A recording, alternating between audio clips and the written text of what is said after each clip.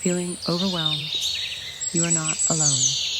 God is with you, even in the hardest moments. Today's in Psalm 34:18, it says, "The Lord is close to the brokenhearted and saves those who are crushed in spirit." Whatever you're going through right now, God sees you. He understands your pain. Take a deep breath. Know that His love surrounds you. You don't have to face this alone. Keep your faith strong and trust that healing is on the way. Take a deep breath. Know that His love surrounds you. You don't have to face this alone. Keep your faith strong and trust that healing is on the way.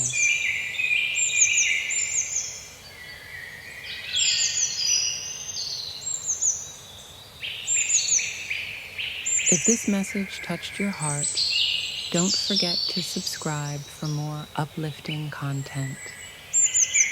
We'd love to hear from you. Like this video and comment below with your thoughts or your answer to this question. How can you invite God's healing into your heart today?